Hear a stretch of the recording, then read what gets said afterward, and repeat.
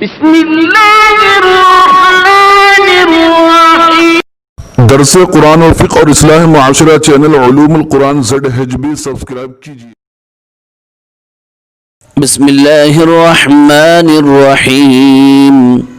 وبه قال حدثنا ابو اليمان الحكم بن نافع قال اخبرنا شعيب عن الزهري قال اخبرني عبيد الله بن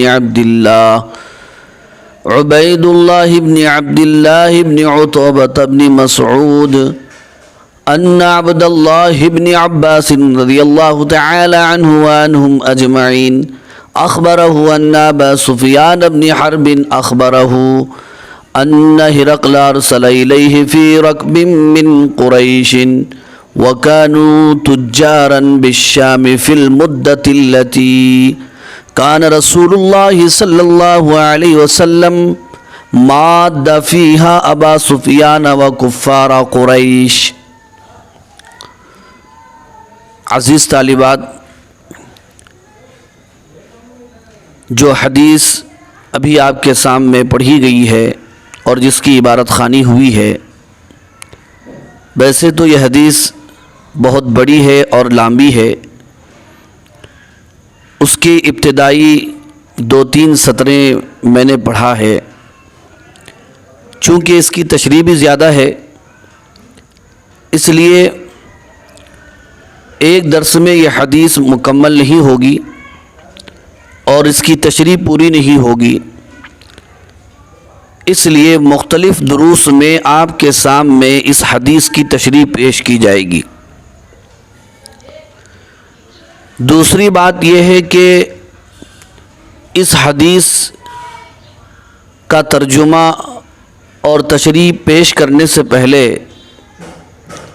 اس حدیث کا پس منظر آپ کے سامنے ذکر کرتا ہوں، تاکہ اس حدیث کے فہم میں اور سمجھ میں آسانی ہو۔ عزیز طالبات، یہ وہ حدیث ہے جسے محدثین حدیث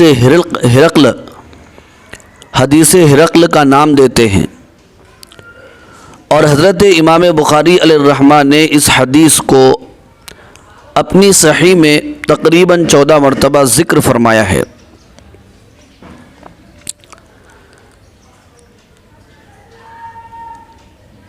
اب اس حدیث کا پس منظر کیا ہے؟ دیکھیے، آپ صلی اللہ علیہ وسلم کی دنیا میں تشریف آوری کے وقت 2 بڑی طاقتیں تھیں، سپر پاور طاقتیں تھیں۔ جس طرح آج 2020 عیسوی ہے اور اس وقت دنیا میں سب سے زیادہ سپر پاور طاقتیں امریکہ ہے، روس ہے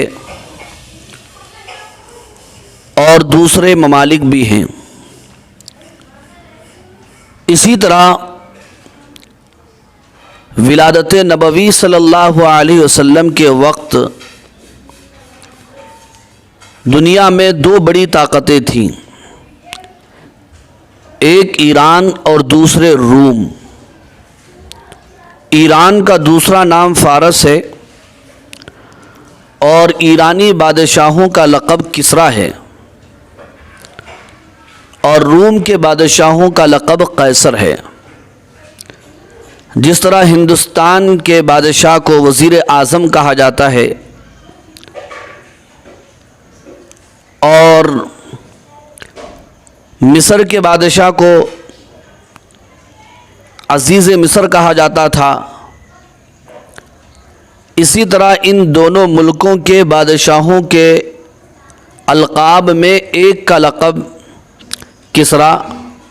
اور دوسرے کا لقب قیصر استعمال ہوتا تھا۔ قیصر قصر سے مشتق ہے، جس کے معنی کاٹنے کے آتے ہیں، قصرن کے معنی کاٹنا، چاک کرنا اور پھاڑ دینے کے آتے ہیں۔ روم کے بادشاہوں کا یہ لقب کب سے پڑا؟ تو اس سلسلے میں مؤرخین اور شارحین یہ بیان فرماتے ہیں، روم کا کوئی بادشاہ ایسا گزرا ہے جب وہ اپنی ماں کے پیٹ میں تھا اس کی ماں انتقال کر گئی، وفات پا گئی، تو ماں کے انتقال کے بعد پیٹ چاک کر کے ماں کے پیٹ سے اس بادشاہ کو نکالا گیا، تو وہ اس طرح اپنی ولادت پر، اپنی پیدائش پر فخر کرتا تھا اور یوں کہتا تھا کہ دنیا میں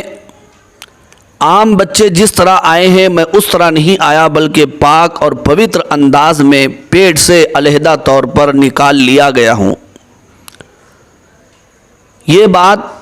آج کے دور میں قابل فخر نہیں ہے۔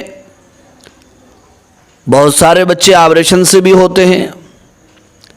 فطری ولادت کے بجائے، لیکن اس وقت یہ آپریشن کا نظام یا آپریشن عام نہیں تھا۔ اکثر ولادتیں فطری طور پر ہوا کرتی تھیں، اس لیے یہ بادشاہ نے فخر کیا، نہ صرف فخر کیا بلکہ اپنا لقب ہی اس نے قیصر رکھ دیا کہ ماں کے پیٹ سے چاک کر کے نکالا گیا ہوا۔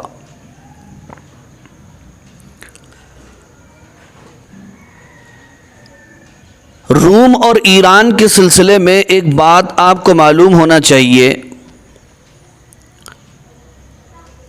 ایران جسے فارس بھی کہا جاتا ہے، اس وقت ایران کے باشندے، ایران کے رہنے والے آتش پرست تھے، آگ کے پجاری تھے، اور روم کے باشندے اور رومی قوم نصرانی تھی، عیسائی قوم تھی۔ اور غالباً آپ کو یہ بات بھی معلوم ہوگی کہ ابتدائے اسلام میں آپ صلی اللہ علیہ وسلم کا رجحان عام طور پر، یا مسلمانوں کا رجحان عام طور پر اہل کتاب کی طرف ہوا کرتا تھا، اس لیے کہ انہیں آسمانی کتابوں سے ایک گنا نسبت تھی۔ مشرکوں، کافروں اور منکروں اور دہریوں اور گمراہ لوگوں کے مقابلے میں ایک گنا وہ راہ راست پر تھے، سیدھے راستے پر سمجھے جاتے تھے۔ اس لیے آپ صلی اللہ علیہ وسلم کا رجحان یا میلان اور مسلمانوں کا رجحان یا میلان مشرک قوموں کے مقابلے میں اہل کتاب کی طرف ہوا کرتا تھا۔ چنانچہ ایرانی آتش پرست تھے اور رومی نصرانی تھے، اور تاریخ میں یہ بات بھی مشہور اور معروف ہے کہ ایران اور روم کا مقابلہ برسا برس رہا ہے، اور یہ آپس میں برسر پیکار ہوئے ہیں، اور ان کی جنگیں اور لڑائیاں بڑی معروف اور مشہور ہیں۔ جب ان کی جنگیں ہوا کرتی تھی اور لڑائیاں ہوا کرتی تھی تو ایران کے غلبے اور ایران کے جیتنے سے اور ایران کی کامیابی سے مکہ کے مشرکوں کو، کافروں کو خوشی ہوتی تھی، اس لیے کہ یہ بھی مشرک وہ بھی مشرک تھے، اور روم کی کامیابی سے، روم کی فتح سے مکہ کے مسلمانوں کو سرور اور مسرت حاصل ہوتی تھی۔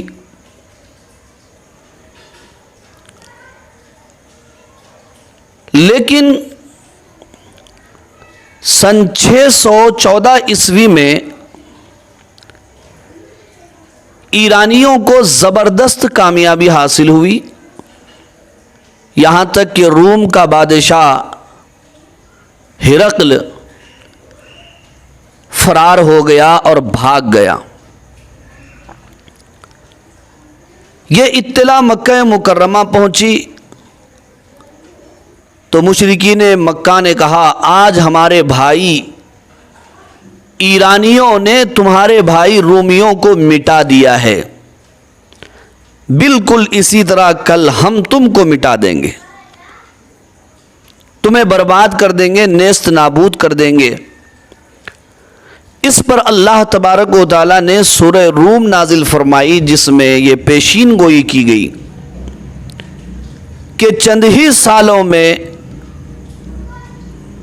روم دوبارہ ایران پر غالب آئے گا۔ جیسے ہی سورہ روم میں یہ پیشین گوئی کی گئی تو اسی وقت حضرت صدیق اکبر رضی اللہ تعالیٰ عنہ نے مشرکین مکہ سے شرط لگائی کہ 9 سالوں میں رومیوں کو پھر سے ایران پر غلبہ حاصل ہوگا، ورنہ میں تم کو 100 اونٹ دوں گا۔ مشرکین مکہ سے یہ شرط حضرت ابو بکر صدیق رضی اللہ تعالیٰ عنہ نے لگائی، اور ادھر مفرور قیصر روم ہرقل نے بھی یہ منت مانگی کہ مجھے اگر دوبارہ کامیابی ملی اور فتح حاصل ہوئی تو میں بیت المقدس کا پیدل سفر کروں گا۔ اس دور میں عیسائیوں کے یہاں مسجد اقصی اور بیت المقدس نہایت ہی مقدس و مکرم تھا، اس لیے اس نے اپنے عقیدے اور اپنے مذہب کے مطابق یہ منت مانگی کہ اگر مجھے دوبارہ کامیابی حاصل ہوئی تو میں بیت المقدس کا پیدل سفر کروں گا۔ چنانچہ سن 2 ہجری میں عین بدر کے میدان میں مسلمان مشرکین مکہ کو شکست دے رہے تھے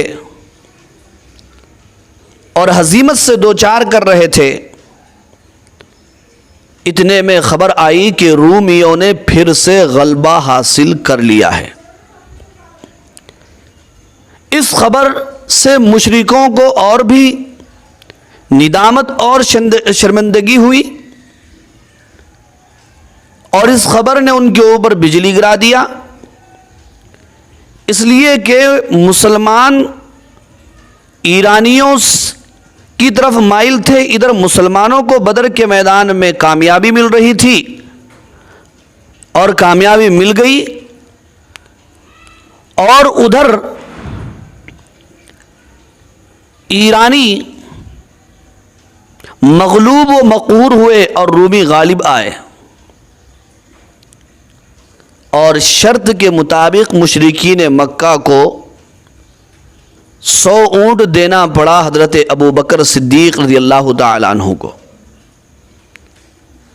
لیکن آپ نے یہ استعمال نہیں فرمایا، آپ صلی اللہ علیہ وسلم کے حکم کے مطابق صدقہ فرما دیا۔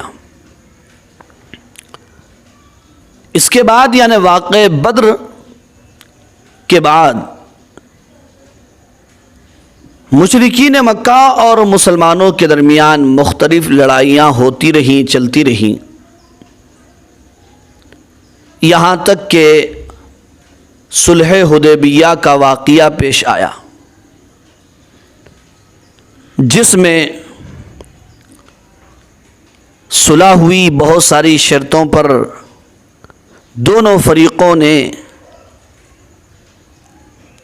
دستخطیں کی۔ اس میں ایک شرط یہ بھی تھی، ایک صلح یہ بھی تھی کہ آئندہ 10 سال تک جنگ نہیں ہوگی، لڑائی نہیں ہوگی، مسلمانوں اور مشرکوں کے درمیان لڑائی نہیں ہوگی 10 سالوں تک۔ تو بڑی فرصت ملی، اس فرصت کو پا کر آپ صلی اللہ علیہ وسلم نے دنیاوی سلاطین اور بادشاہوں کو دعوتی خطوط لکھے،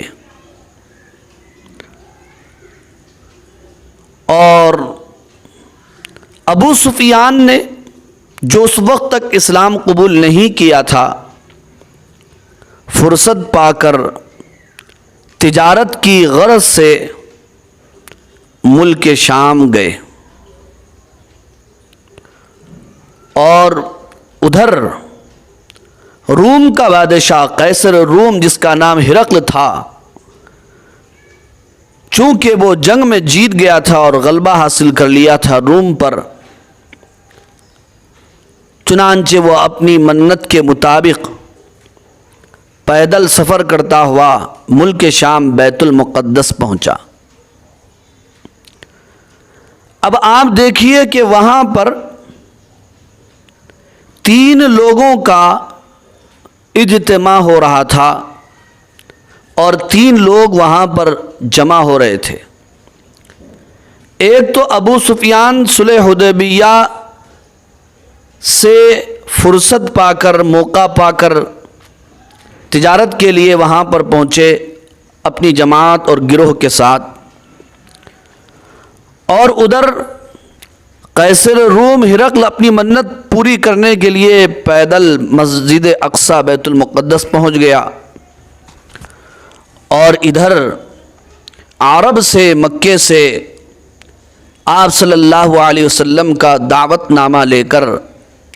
حضرت دحیہ کلبی رضی اللہ تعالی عنہ پہنچے تاکہ قیصر روم ہرقل کو آپ صلی اللہ علیہ وسلم کا دعوت نامہ دیں۔ چنانچہ حضرت دحیہ کلبی رضی اللہ تعالی عنہ والی بصرہ کے ذریعے سے بادشاہ روم ہرقل کے پاس پہنچے اور آپ صلی اللہ علیہ وسلم کا خط بھی پہنچایا۔ ویسے ہرقل کے پاس آپ صلی اللہ علیہ وسلم نے 2 مرتبہ خط لکھا، ایک اس وقت جس کا ذکر ہو رہا ہے، اور دوسرے غزوہ تبوک کے موقع پر۔ غزوہ تبوک کے موقع پر بھی آپ صلی اللہ علیہ وسلم نے ہرقل کو خط لکھا تھا، اور خط پڑھ کر اس نے اپنی مجبوری ظاہر کی تھی، میری قوم نہیں مانتی ہے تو میں کیا کروں، ورنہ میں بھی مسلمان ہوں۔ اور اس موقع پر اس نے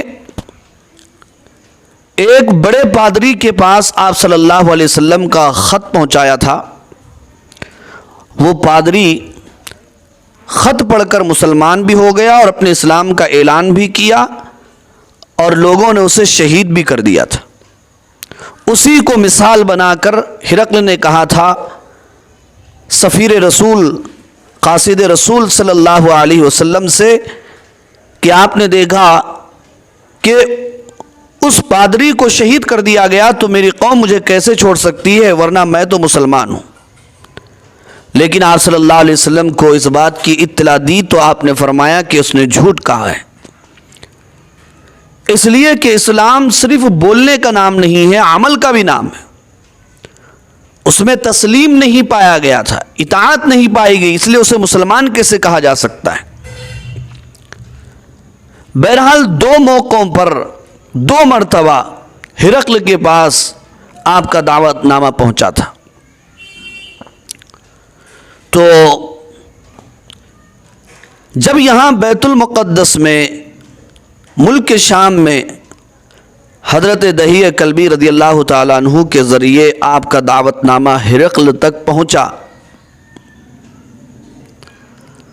تو وہاں کے حالات اس انداز کے پیش آئے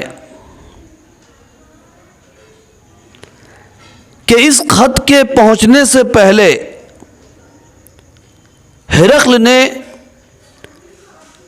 ایک عجیب و غریب خواب دیکھا تھا، اور وہ خواب یہ تھا، خواب نہیں بلکہ ہرقل نجومی تھا، ماہر نجوم تھا، ستاروں کو دیکھ کر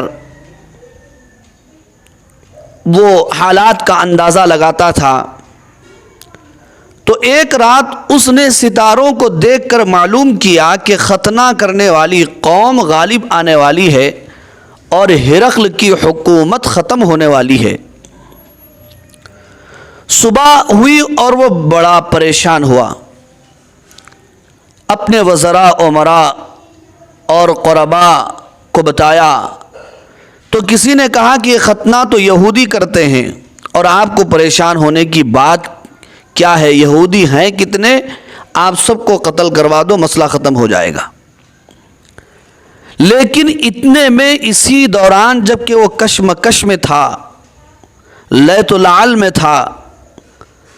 عرب کا یہ قاصد حضرت دحیہ کلبی رضی اللہ تعالیٰ عنہ اپنے نبی کا خط لے کر ہرقل کے پاس پہنچے تو اس نے سوچا کہ ان عربوں کی تحقیق کروائی جائے، کیا یہ لوگ بھی ختنہ کرتے ہیں؟ چنانچہ حضرت دحیہ کلبی رضی اللہ تعالیٰ عنہ کی تحقیق کی گئی تو معلوم ہوا کہ عرب بھی ختنہ کراتے ہیں۔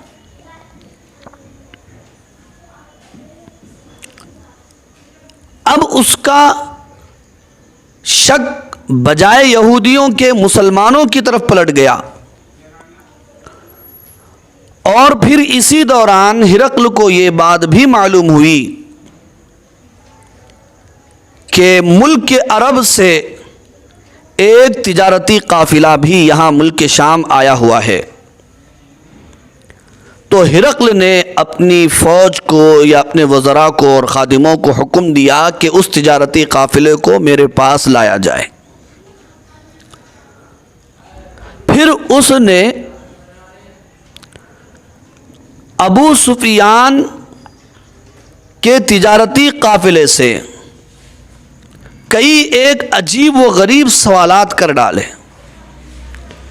جس سے آپ صلی اللہ علیہ وسلم کی نبوت و رسالت کی تصدیق ہوتی ہے۔ جب آپ یہ حدیث پڑھیں گے تو ہرقل کے تمام سوالات بھی آپ کے سامنے آئیں گے، اسے غور سے پڑھیں، اس پر غور اور فکر کریں اور اپنے ایمان و یقین میں اضافہ کریں اور اپنے نبی سے محبت میں اضافہ کریں اور اپنے نبی کی عظمت اپنے دل میں بٹھائیں اور اپنے نبی کی معرفت حاصل کریں کہ واقعی آپ اللہ کے نبی اور پیغمبر ہیں۔ اور ابو سفیان نے ہرقل کے سوالات کے مقابلے میں جو جوابات دیے ہیں، انہی جوابات سے پتہ چلتا ہے کہ آپ اللہ کے رسول اور پیغمبر ہیں۔ اور جادو وہ جو سر چڑھ کر بولے، آپ صلی اللہ علیہ وسلم کی ان حقائق کو کوئی اپنا بیان نہیں کر رہا تھا بلکہ ایک دشمن بیان کر رہا تھا، اس لیے کہ حضرت ابو سفیان اس وقت تک کلمہ نہیں پڑھے تھے، حلقہ بگوش اسلام نہیں ہوئے تھے۔ ان کی زبان سے میرے نبی کی تصدیق ہو رہی تھی اور میرے آقا کو وہ تسلیم کر رہے تھے۔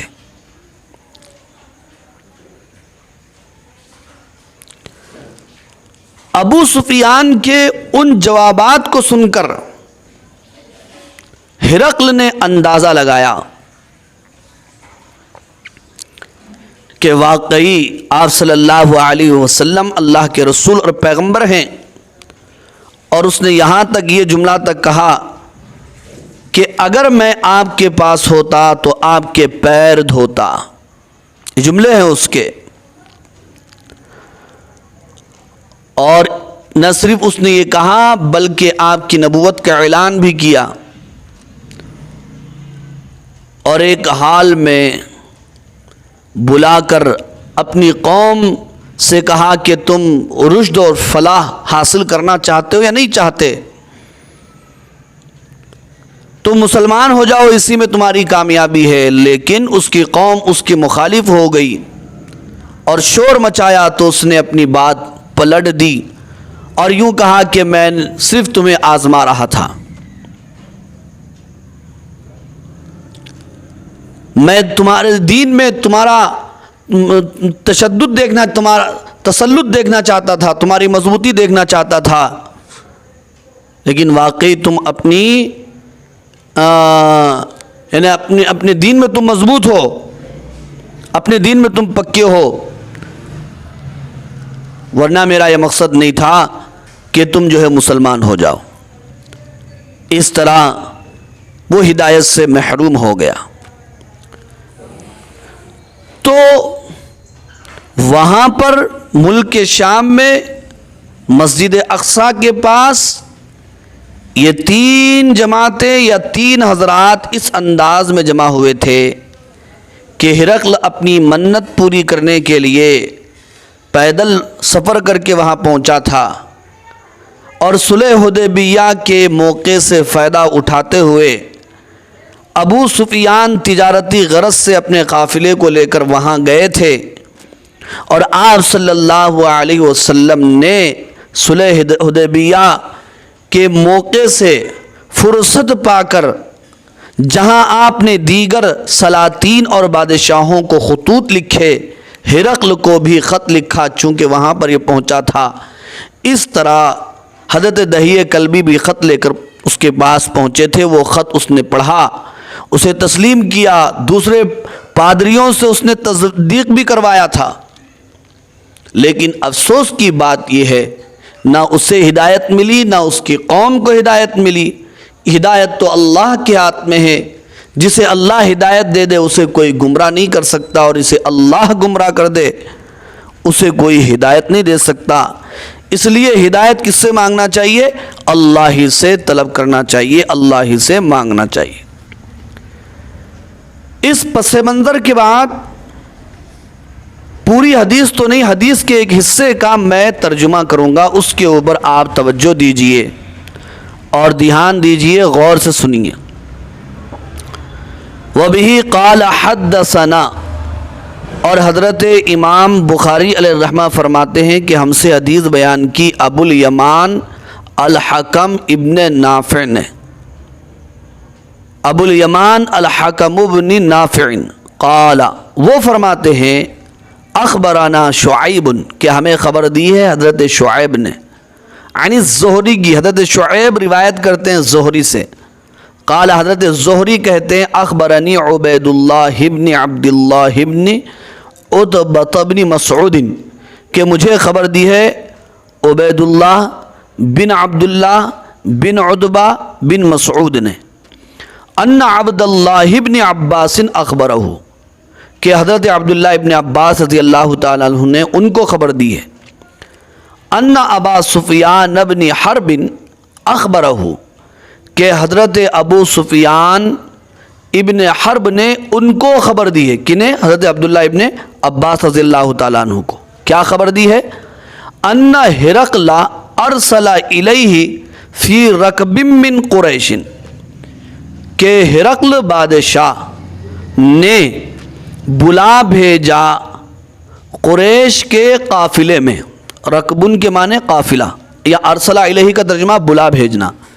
کہ ہرقل بادشاہ نے بلا بھیجا قریش کے ایک قافلے میں، وَكَانُوا تُجَّارًا بِالشَّامِ، اور وہ قافلہ تجارت کرنے والا تھا ملک شام میں، فی المدت التی، اس مدت میں، اس دور میں، کان رسول اللہ صلی اللہ علیہ وسلم مادہ فیہا ابا سفیانہ، جس دور میں، جس مدت میں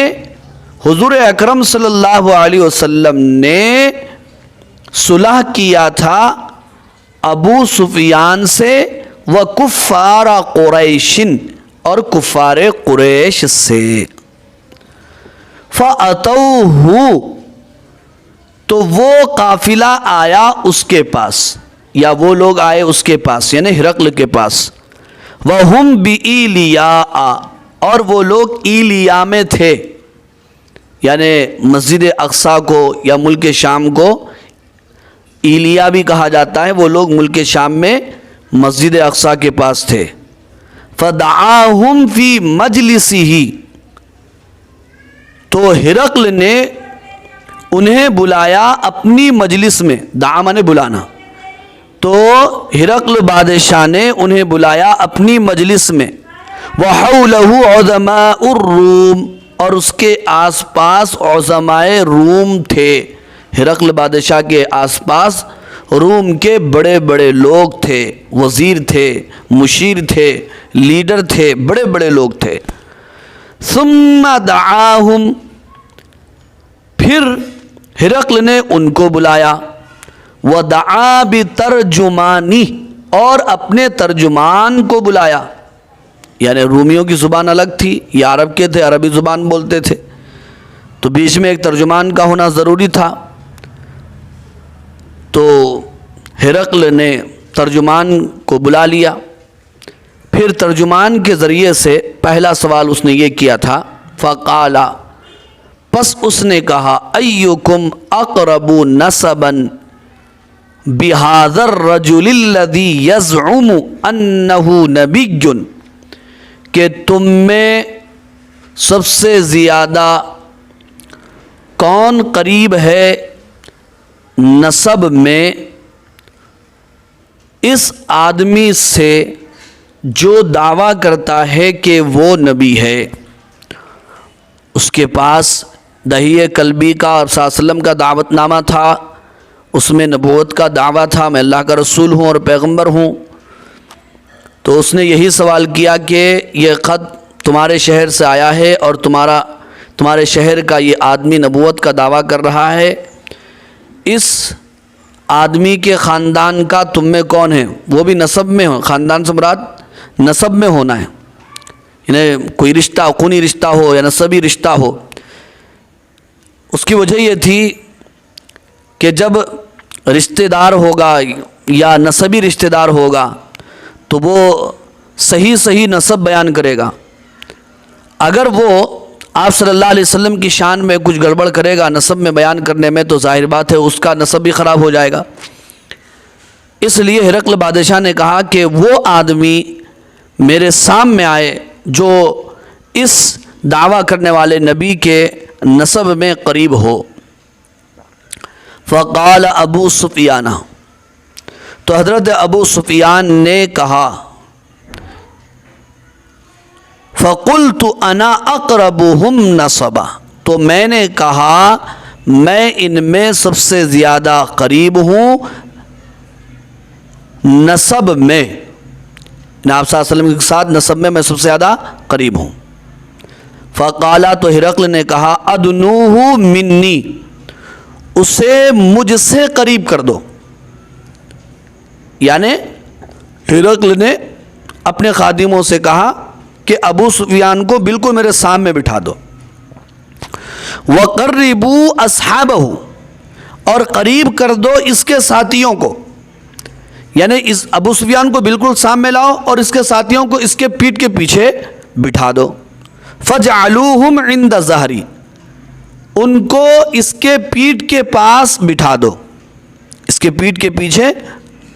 بٹھا دو۔ ثم قال لترجمانی، پھر ہرقل نے اپنے ترجمان سے کہا، قل لہم، تم ان سے کہو، انی سائل ھذا عن ھذا الرجل، کہ تم ان سے کہو، ہم ضمیر کا مرجع اصحاب کی طرف ہے۔ ہرقل نے ترجمان سے کہا کہ تم ابو سفیان کے پیچھے بیٹھنے والے اس کے ساتھیوں سے کہو، انی سائل ھذا، میں اس آدمی سے پوچھنے والا ہوں، ان ھذا الرجل، اس آدمی کے بارے میں، یعنی میں ابو سفیان سے پوچھنے والا ہوں اس آدمی یعنی حضور صلی اللہ علیہ وسلم کے بارے میں پوچھنے والا ہوں۔ فَإِن كَذَبَنِي فَكَذِّبُوهُ، اگر یہ مجھ سے جھوٹ بولے، یعنی ابو سفیان مجھ سے جھوٹ بولے حضور کے بارے میں، اس نبی کے بارے میں جھوٹ بولے کوئی بات، فَكَذِّبُوهُ، تو تم اس کی تکذیب کر دو، یعنی یوں کہہ دو کہ یہ جھوٹ بول رہا ہے۔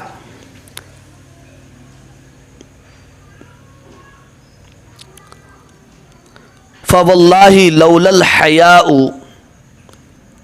مِنْ أَنْ يَاسِرُ عَلَيَّ کذباً لَكَذَبْتُ عَنْهُ،